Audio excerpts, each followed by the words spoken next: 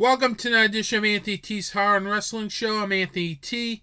In this edition, it's a mini episode. Normally I would start with the news, but next segment I have more thoughts on Halloween Ends. That's right, the film that really got me in an uproar last episode. I still have more thoughts on that film.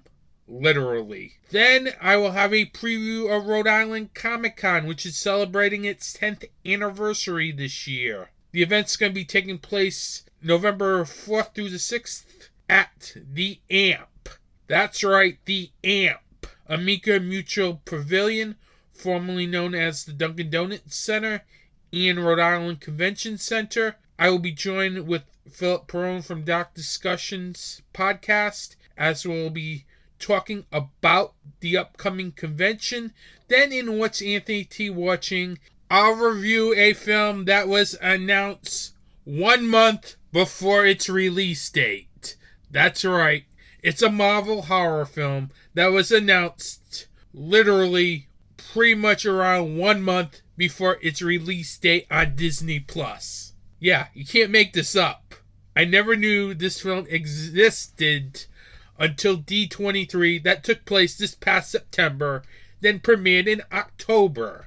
So, love how films are made in secret. Seriously. So I'll give you my thoughts on Werewolf by Night at the end of this podcast. Speaking of thoughts, I'll be back with more thoughts on Halloween Ends. Hi, I'm Anthony T. And I'm director Andrew Duran, and we are the Two from Hell. And we're putting Rated R back into podcasting. Every month we will be dropping an episode on the Dark Discussions Network. We'll be chatting about some of our favorite films, news, reviews, and maybe interviews. You can find Two from Hell on Apple Podcasts, Google Podcasts, Spotify, and other podcast providers. And don't forget to like us on Facebook and Instagram at Two from Hell Podcast. Trust me, you're seriously not going to want to miss the show. Welcome back. Now, yours truly, last episode kindly ripped Halloween Ends to shreds. So why are we still talking about this on this podcast? Well, first of all, I just wanted to get off more things off my chest on this film because, well, this was quickly done. This last episode was quickly done to the point that there was maybe 5 days turnover from start with Halloween Ends review to finishing up production on the Tuesday of that week, then out Wednesday, and I kind of had more of a rushed reaction of this film because I want to kind of break this down more. Because, quite frankly, this was a really bad film from start to finish. Now, first of all, Halloween Ends is supposed to be the end of a trilogy. Meaning, all bets are off. I never got that sense in Halloween Ends, quite frankly. Instead, this film really felt like a completely different film. It felt like a different film.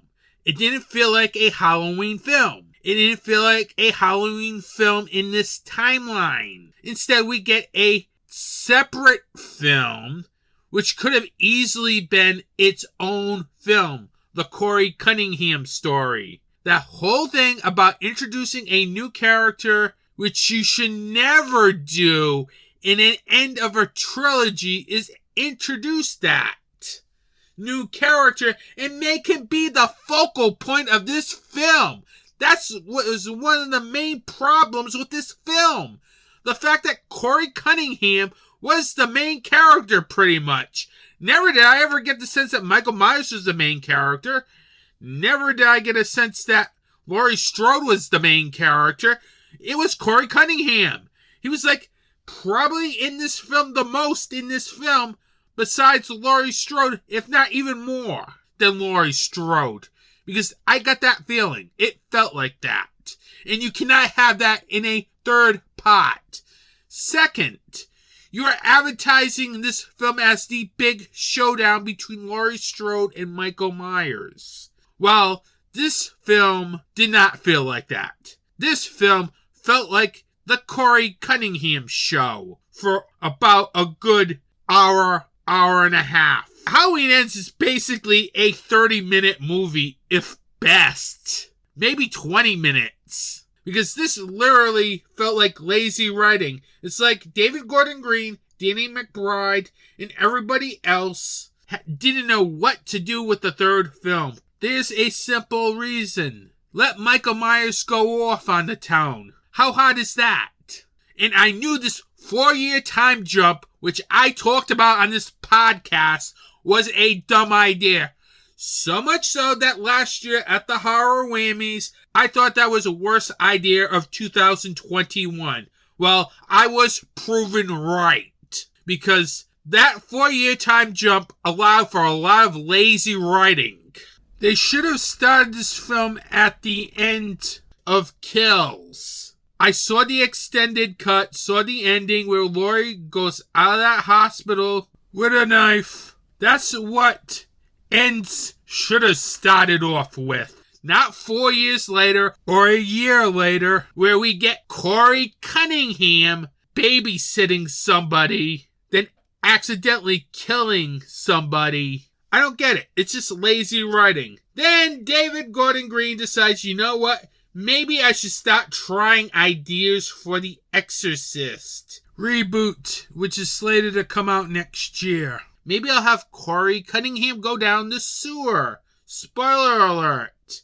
Now we're going to talk spoilers from here on in. Corey Cunningham goes down the sewer. He finds Michael Myers. Michael grabs him.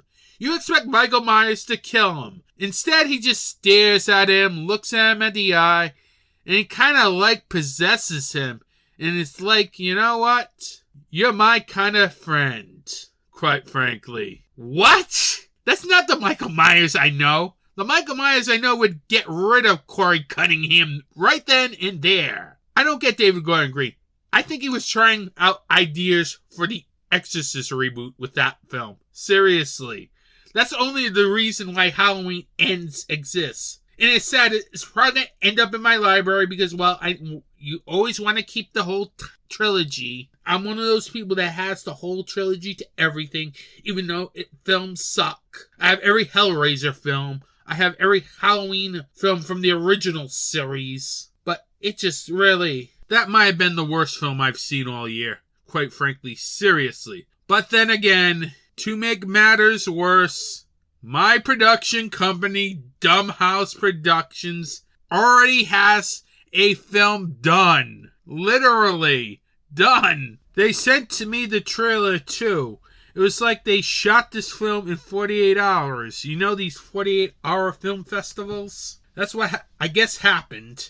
Then they sent out screeners, and they also got a couple of reviews of this film too, which is amazing. All this probably between episodes. It's amazing. I don't know how they do it. I'm surprised. It's like I go away on vacation, then I get a trailer from my production company, Dumbhouse Productions. If you don't know what Dumbhouse Productions is, it is the only motion picture company that releases films without using a camera.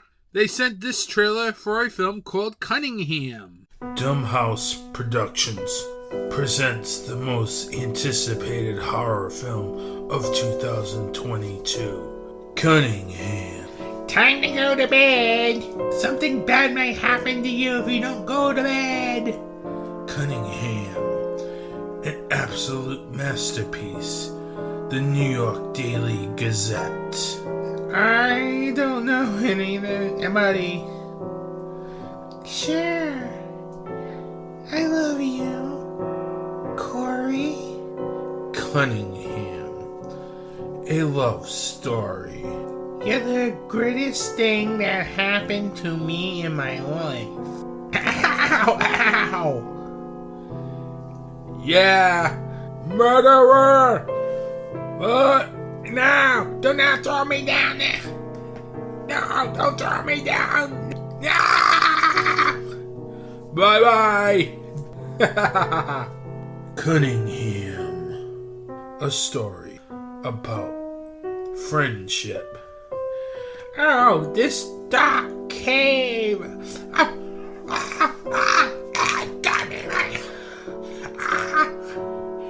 We're gonna be best friends and killing buddies.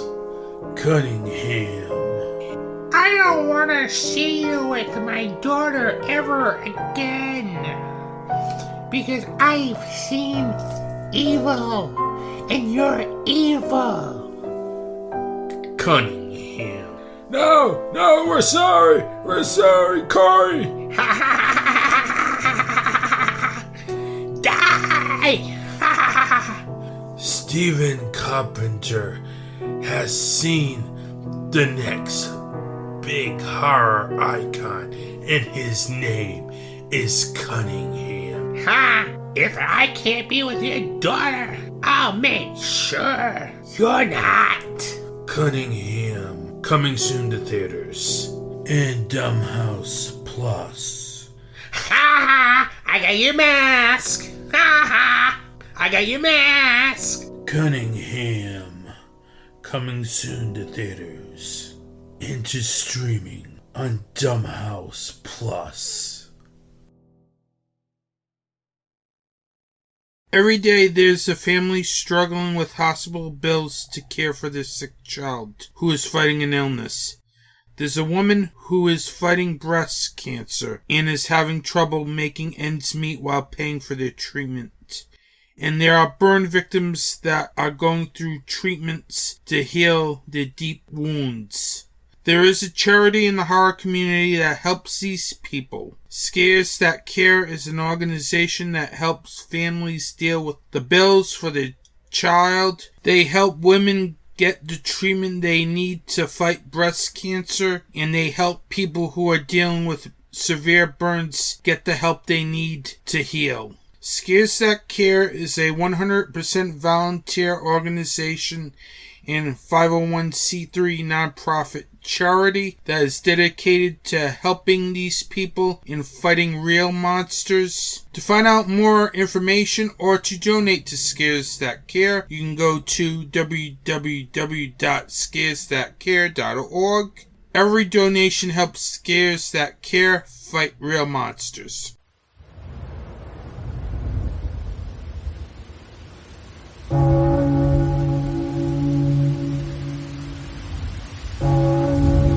Welcome to Dark Discussions, your place for the discussion of horror film, fiction, and all that's fantastic.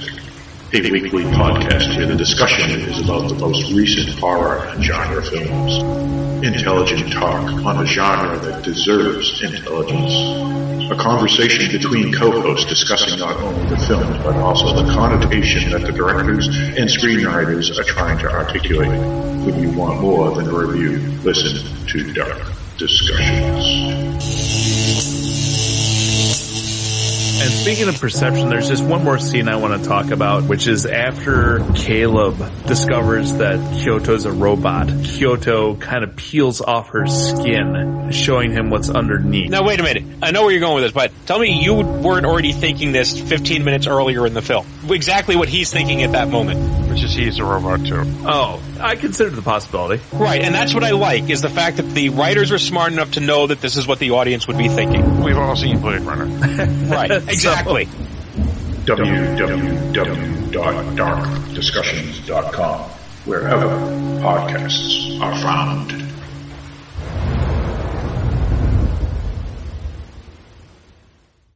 Welcome back.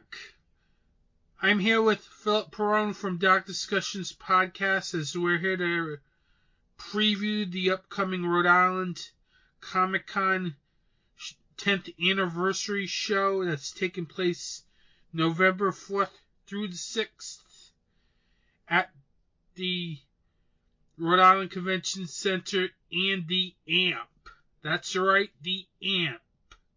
Amica Mutual Pavilion, formerly known as the Dunkin' Donuts Center.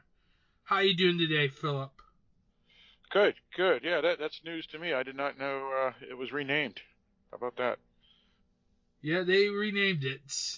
Trust me, I want it back as the Dunkin' Donuts Center. Right. I just love the ring, the dunk. Yeah, sure. it works well with sporting events, the AMP, but... Right. Yeah, I mean, I saw Elton John at the Dunkin' Donuts Center, so that, so I'm used to it as, it's been called that for years, so now the change, it's like, what are you going to do? Yep. All right, we are here to talk about the upcoming show. This will be our second time. Actually, this is your second time going. I've been going pretty much every year that this convention's been in existence, which, with the exception of the year they canceled because of COVID. Yeah, it's been tough closing it down and stuff. But yeah, this will be my second year. I went last year. It was a really good time. I felt it was the best convention of any genre I've ever been to. So horror, sci-fi, fantasy, thrillers, Marvel, superhero stuff, all that stuff. This Rhode Island Comic Con from last year was my favorite I've ever been to. So, hoping this one is as good. Yeah, I'm hoping so too, because I'm very excited. It's their 10th year anniversary show. And they really brought out a really good lineup, I think, this year. We'll start off with the headliners. Yeah, let's do that. We have Alicia Silverstone from Clueless, Batman and Robin, The Crush, if you want to go deep into her filmography. We have Asher Angel from Shazam in the upcoming Shazam sequel, as Shazam is one of the big themes at this convention. We have Elizabeth Shue from Adventures in Babysitting, Karate Kid. Piranha 3D. Piranha 3D, alright. Forgot about that one when doing the show notes. Speaking of Alyssa Silverstone, she had a smaller role, but important pivotal role in one of my favorite horror films in the past 5 years, The Lodge. She was really good in that. So she's done a lot of good stuff. And back to Elizabeth Shue, but yeah, she's done a lot of great stuff, and even was in that film Leaving Las Vegas, where Nicolas Cage won his Academy Award. So she's pretty big. Yeah, she's done a lot of things in her career. Yep, sure has. You have another guy who's done a lot of things in his career is John Cleese.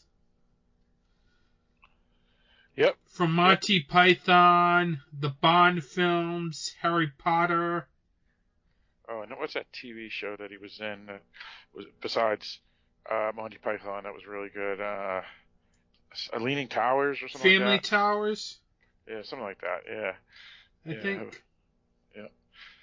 But yeah, everybody knows him from Monty Python, Fish Called Wanda, among many other things. Yep.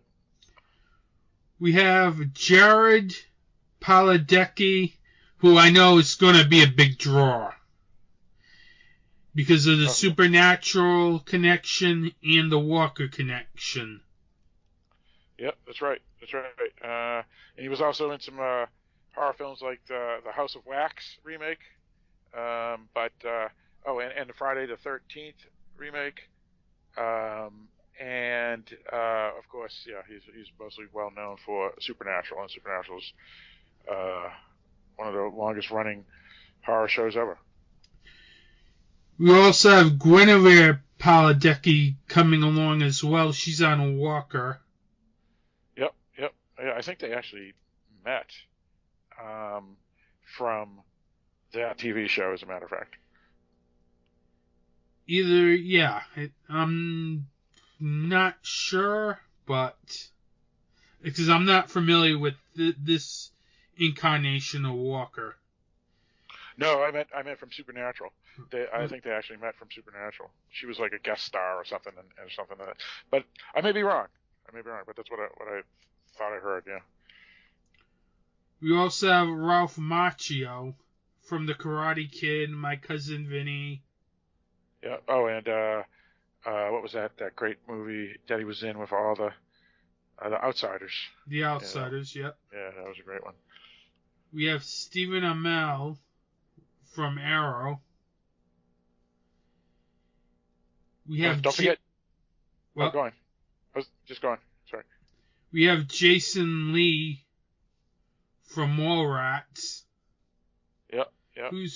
Who I believe is doing his first con. Actually, I don't believe that's true. I know someone that I'm friends with on Facebook, Talina Knight, is an artist, and she actually met him and got an autograph and has a picture of him. So I assume that was at a con where she met him, but that was like down in Texas. So this may be the first time in New England, though. Yeah, East Coast maybe, because that's what I'm just going by the official site. Okay, yeah. Oh, don't forget Danny Trejo, right? Danny Trejo, yep. I was going to get to him because we do have a section for horror guests. Indeed. So he's always a great person to be around with. And we also have Zachary Levi from Shazam as well. That is playing a big factor in this convention. And especially when the new Shazam movie's coming out as well next year, too. Oh, there you go. Now for wrestlers, they have Amy Dumas Lita from back in the Attitude Era, Bret Hart, the Hitman himself. He'll be there only on Saturday. We have Billy Gunn from AEW. That's going to be there all weekend. You're going to have Bubba Ray Dudley, Devon Dudley, both Dudley boys there.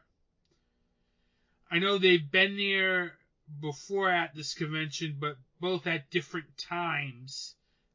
This is the first time that they're together at Rhode Island Comic Con. You have Maxwell Jacob Friedman, who will be there Sunday only. That'll be an interesting guest. You never know what will happen when Maxwell Jacob Friedman shows up. You have Saraya, formerly known as Paige in WWE, who will be there on Saturday from 10 to 2 p.m. Sergeant Slaughter, who is a WWE wrestler and was on G.I. Joe, the animated series. Yeah, that's right. And Trish Stratus. Yeah, that's huge. They have a really good wrestling lineup. I'm happy they brought back Lita, Trish Stratus, because I missed them first time around. Can't wait to meet him. I met Sergeant Slaughter last time he came over here. I like to say a couple years ago. Very nice guy. Devon's a very nice guy. So is Bubba Ray. Billy Gunn I haven't seen in years. Since, I don't know, maybe third year of this con. Third, fourth year of this con. So he hasn't been there for a while. That is a great wrestling lineup. Moving on to the horror guests. I know you horror fans love to see horror guests, especially at Comic Cons. This is not a bad lineup for horror guests. First, you have Danny Lloyd from The Shining. Then we, I think, mentioned Danny Trejo. James Marsden from Hocus Pocus. You got John Glover from Gremlins 2 and Fear the Walking Dead. John Carroll Lynch from American Horror Story and Zodiac. Mitch Pileggi from Shocker and the X-Files. Peter Weller from RoboCop and Leviathan. Robert Patrick from Terminator 2 and the X-Files. And Scott Patterson from Saw 4 and 5. Yeah, a lot of good ones there. Some that you don't see too often too. So a lot of new names. Yeah, I met Scott Patterson before a couple years ago and at another con. Very nice guy. Nice. That's always a good experience. Danny Trejo's also a very nice guy. He's short. I was shocked when I saw him in person. Yeah. Now for the big themes. First we got Supernatural. Listen to the lineup that they have for Supernatural. Mark Shepard, Samantha Smith, Emily Swallow, who's also in The Mandalorian as well, Samantha Ferris, Elena Huffman, DJ Qualls, Jake Abel, and Stephen Williams, whom we both met earlier this year down in Williamsburg, Virginia at Scarestack Care Weekend 8. Who is a nice guy, too. Yep. That was a nice experience meeting him down over there back in late July, early August. You also have The Walking Dead as well. You have Chad Coleman, Jason Douglas, Seth Gillum, Josh Hamilton, Nadia Hiker, Matt Lintz, Jeremy Paleco, and Michael Rooker. Cobra Kai, you have Ralph Macchio, Willie Zabeka, Elizabeth Shue, and Paul Walker Hauser. So they got at least 4 of them for Cobra Kai this time around. Yep. That's pretty good. Yeah. Now, for panels they have at Rhode Island Comic Con, they have a Robert Patrick panel from Terminator to Peacemaker. How I forgot Peacemaker when we were talking about him, I don't know. But that's a panel that I may check out, because I'm going to probably head there on Friday anyway, so. Sure. You also got Disney voice actors panels. As I believe there's maybe 2 of them. You have a Mandalorian panel. You have a Star Wars panel. Walking Dead panel. You have Lita and Trish Stratus having their own panel. You also have a stunt panel for Star Wars, Behind the Mask and Stunts. My Name is Earl Reunite panel with Jason Lee and Ethan Suplee, if I'm pronouncing it right. You got Power Rangers panel, Masters of Puppetry, actually Masters of Puppets panel, Peter Weller panel, Ventures in Babysitting panel, John Cleese panel. You got a ton of panels at this con. Then you got the ones that you have to pay for, Supernatural panel, Walker panel. You have a MASH panel, Clueless panel. A lot of panels. Yeah, there's a lot of good ones there. And like you said, only a handful. You actually have to pay additional. All the rest are included with full entry to the convention.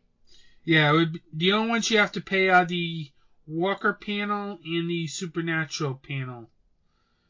Yeah, and it makes sense. I mean, obviously, they're popular panels, so obviously that would attract people. But since there's just so many people that will want to see the panel, it does make sense that to put a price on it so it's limited seating and all that, because only so many people can first come, first serve and things of that nature. The Walker panel will be taking place Sunday the 6th at 11 a.m. and the Supernatural panel will be taking place right after that on the 6th at 12 p.m. So it'll be early in the morning on Sunday for both panels. Yeah, that's good. There's a lot of stuff you can do here. We haven't seen the vendors yet. That's always one of the best things about this con, are the vendors. Yeah, and that actually includes not just vendors, but in the vending area, they have a lot of the what do you call it, the artists, and I bought a lot of prints last year, and so that's a good thing, Mm-hmm. Yeah, because I usually, if you can get posters, you can get Funkos, as I ended up with probably about 3 or 4 Funkos out of Monster Expo. Yep. So you can get pretty much anything at Rhode Island Comic Con. Retro toys, anything. Yep. It's true. So, what are you looking most forward to at this convention? Yeah, my favorite part, believe it or not, is actually not the guests, but the vendors and the artists. The vendors and artists are where you can get a lot of gifts for people. Like my daughter, she's now into jewelry and stuff, so there's a lot of cool homemade jewelry vendors there. But I also love the artists because I can get poster prints and stuff of my favorite characters, whether they're superheroes, horror, anime, video games, whatnot. And then, of course, the collectible vendors as well. So things like toys, action figures, masks, things of that nature. So that's what I always look forward to the most. Yeah, the vendors are always one of the great things. Sometimes the guests as well. I'm kind of like looking forward to, of course, Lita, Trish Stratus, a couple people from The Godfather, and Mitch Pileggi as well, from The X-Files, Shocker, as he's done a lot of things as well. Yep, that's true. And maybe Danny Lloyd as well. Oh, yeah, from The Shining, right? Yes. Yeah. As this is probably the first time he's come into this area. I can't remember the last time he was in this area. Yeah, he was at Scares That Care last year, I believe. But yeah, this may be the first time he's been in this area. Yeah. Yeah, so I'm looking forward to that. I'm just surprised it wasn't a Godfather panel. But then again, it's a Comic-Con, so I can understand. Right. Sure. You can't do everything. Sure, right. Let's wrap it up by saying Rhode Island Comic Con takes place November 4th through the 6th at the AMP, the Amica Mutual Pavilion and Rhode Island Convention Center. Some of you might know it's the Dunkin' Donuts Center. It's the same building, so don't get confused if you see a different name on the building. They recently changed the name to Amica Mutual Pavilion. It's still the same place. Yep. Philip, it was great to have you onto the podcast again. Where can they find your podcasts? Right. Well, first off, anybody that wants to meet up with myself or you or your co-host of Two from Hell, I'm sure he's going to be there as well. They can catch us at the convention, so look out for us. you can always email us or look us up on Facebook and let us know you're going to be there and that you want to say hello, and we'll try to set up a time to meet you folks. But for folks who are curious where they can find me when I'm not at the convention, they can find me on a number of podcasts, and that's part of the Dark Discussions News Network, which is www.darkdiscussions.com. The main podcast is Dark Discussions Podcast, which talks weekly about horror films and sci-fi and thrillers and things like that. And then a bunch of side podcasts as well, including television series podcasts, like we're doing a House of the Dragon podcast right now. We just wrapped up a She-Hulk attorney at law podcast, Westworld podcast. We just wrapped up earlier than a year. So we got a lot of stuff going, and people can reach me on Facebook, where I'm readily available, especially at the Dark Discussions Podcast Facebook group. Well, Philip, I want to thank you for coming on to my podcast again. Absolutely. I'm always glad to join up, especially the end of the year list that you sometimes have me on. Those are always fun, but it's always good to talk about conventions as well, because we're going to be covering these conventions and giving our feedback after when we return. Yeah, speaking on those end of the year lists, it's going to be a very hot one this year. Yeah, it could be, and we still have 2.5 months to go, so who knows what's coming out.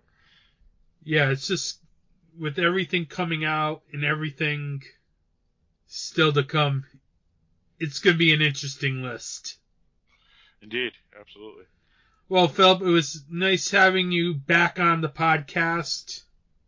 As well, to talk to you too. And I'm looking forward to seeing you in person again. We just saw each other at Monster Expo, and we're going to see each other again in a couple of weeks. And have a good day. All right, thank you. Hey guys, this is Steve Christina. I'm the founder, owner, creator, and host of Super Retro Throwback Reviews. Are you looking for the best movie reviews, music reviews, video game reviews, and Comic-Con coverage all around? Well then look no further. Definitely check out Super Retro Throwback Reviews on YouTube and our new audio podcast, the new and improved Super Retro Throwback Reviews audio files version 2.0 on the following media distributors: Podbean, Google Play, Stitcher, SoundCloud, iTunes, and Spotify. Pass is over, John. Time for something new and improved. You'll find Anthony T's horror and wrestling show on these social media platforms: on Facebook, Instagram, and the Slasher app at Anthony T's Horror and Wrestling, and on Twitter at Anthony T's Horror. You'll find new episodes on DarkDiscussions.com, major podcast providers, and YouTube.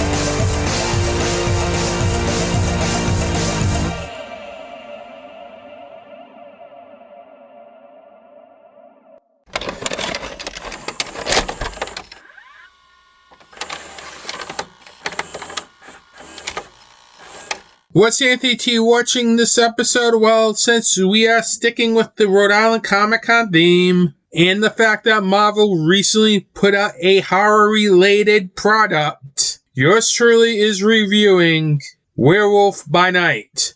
Now, this film is directed by Michael Giacchino, who's mostly known as a composer. Never done a featured film before.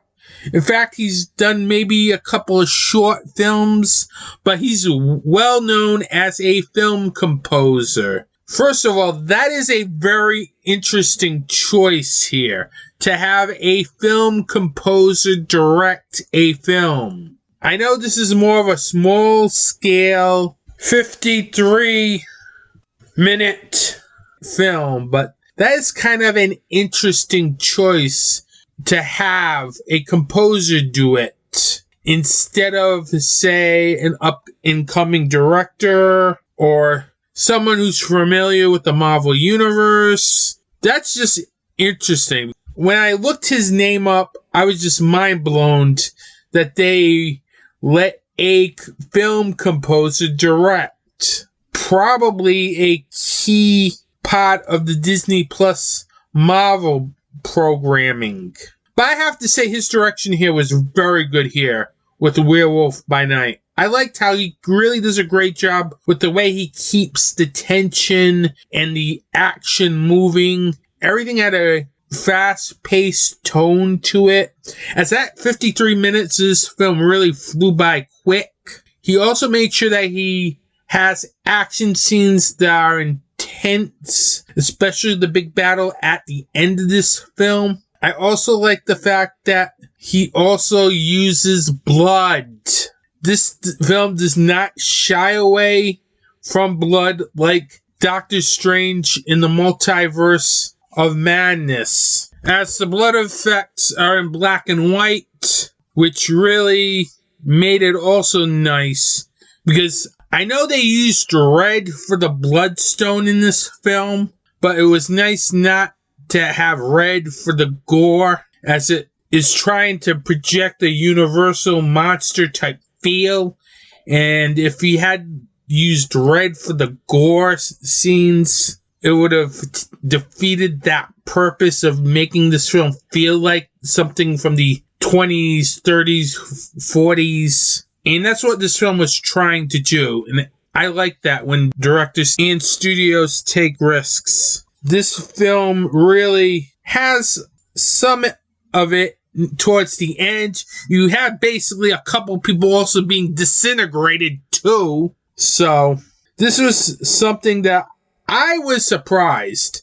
I thought they would play this film safe, but they did not, which I liked. I also liked the look of this film. This had a very Universal Monsters type look to it, meshed in with a Sin City type vibe with the bloodstone color and everything. Liked it a lot, as it made this film feel unique for the majority of this film.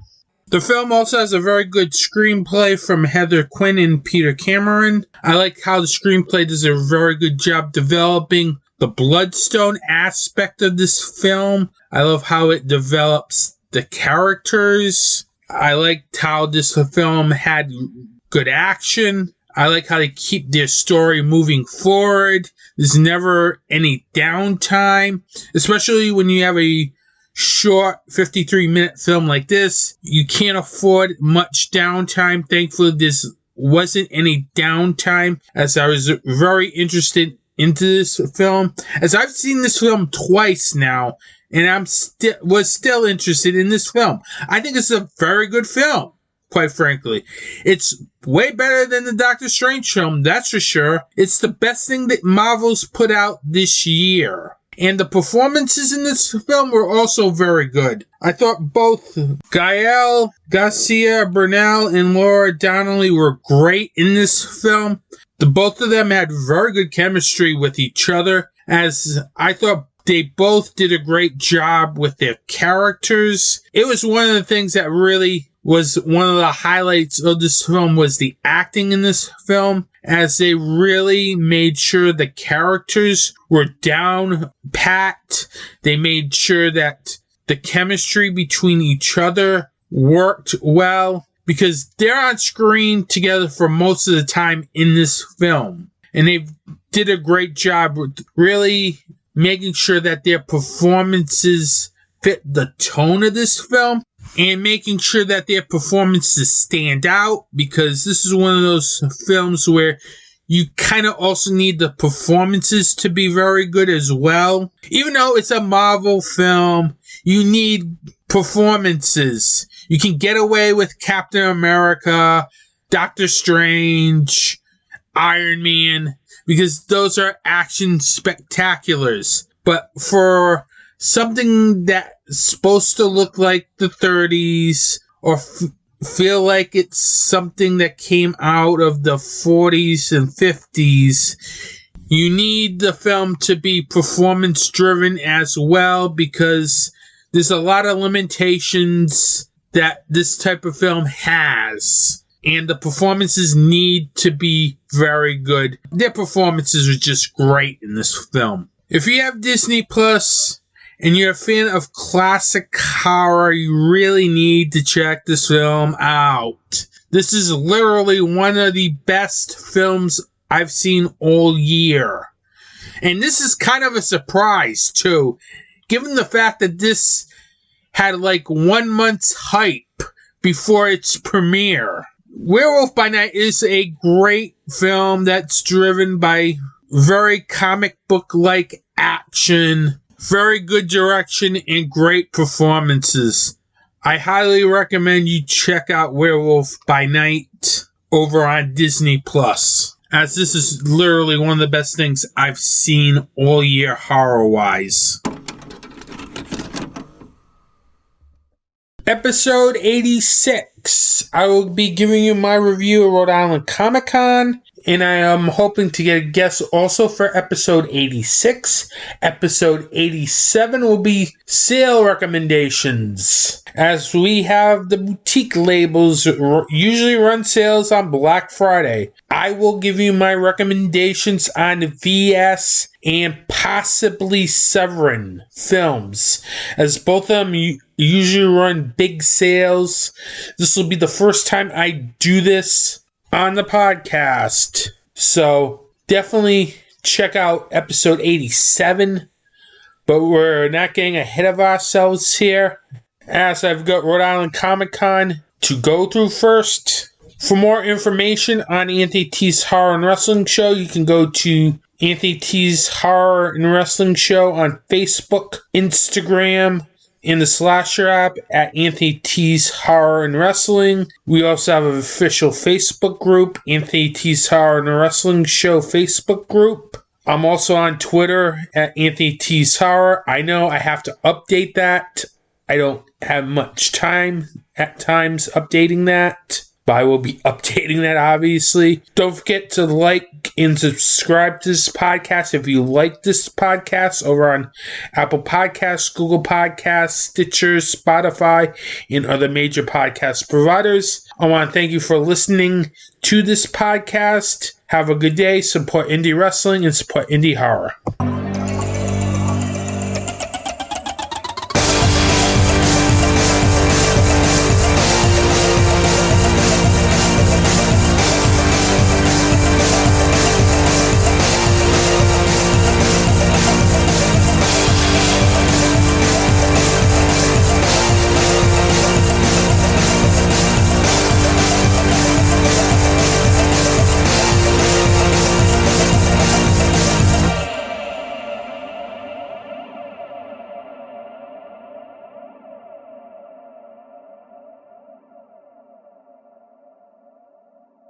This has been a Film Arcade Media production.